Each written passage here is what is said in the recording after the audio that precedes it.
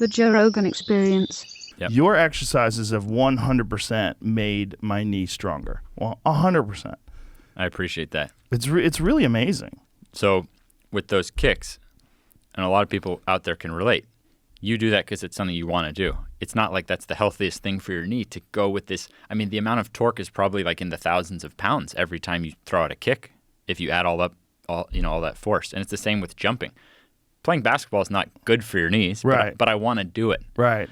So that's where the sled comes in, because every step that you're going backward, you're strengthening your knee. But there's a fundamental difference between the sled and any other exercise that I do.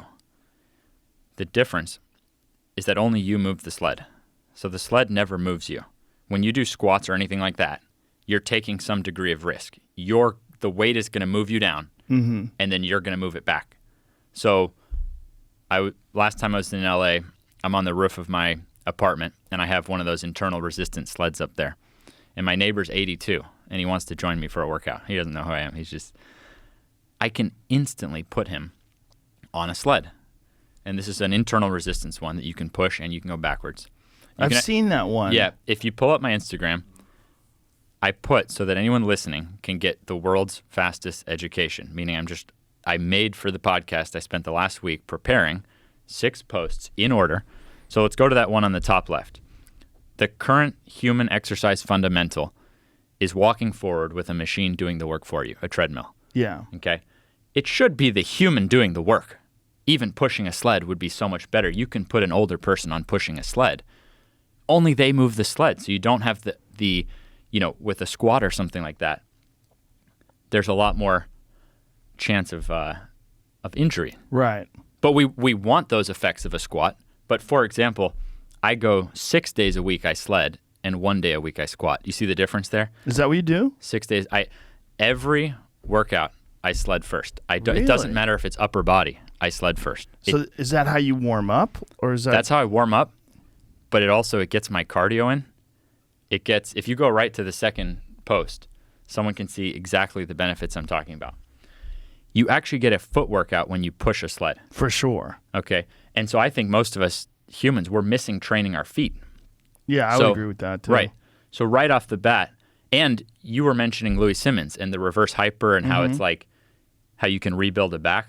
When you push a sled, you get a very similar effect because you're not loading your spine. Right. So pushing a sled and then going backward at least as much. So I do more backward than I do forward, but I sled every day. So every time I work out, the first thing I do is I sled. No kidding, because I've only been doing it once a week, and I've been thinking, I don't want to overdo this.